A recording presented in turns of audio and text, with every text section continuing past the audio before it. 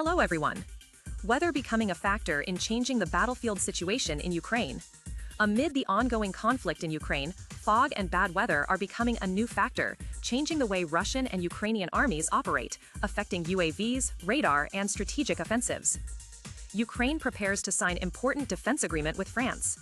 Zelensky is currently in Paris for talks with President Emmanuel Macron amid increased drone and missile attacks by Russia in recent weeks, as well as claims of significant ground advances in the Zaporizhia region, southeastern Ukraine. A historic agreement with France has been prepared. This agreement will significantly enhance our combat air capabilities, air defense, and other key defense capabilities. The event is scheduled for November 17th, Zelensky wrote on social network X on November 16th.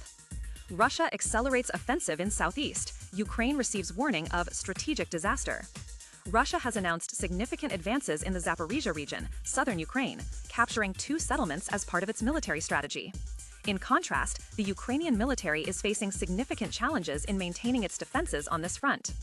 Greece and Ukraine reach important energy agreement for winter.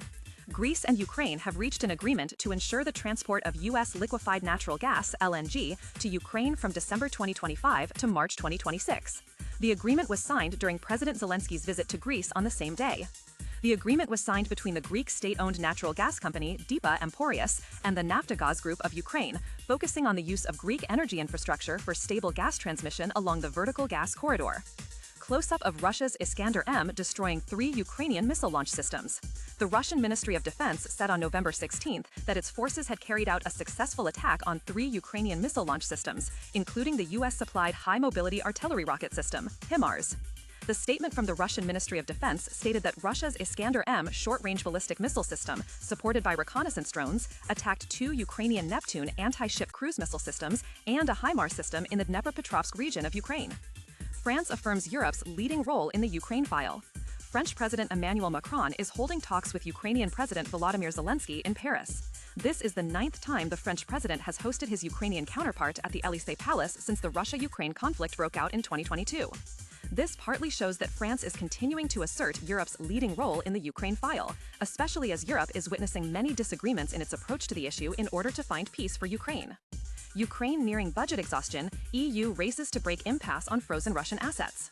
According to Politico.eu, with Ukraine's budget dwindling, the European Union (EU) is urgently seeking a solution to use frozen Russian assets to fund a massive €140 billion loan to Kiev. However, the road ahead remains bumpy.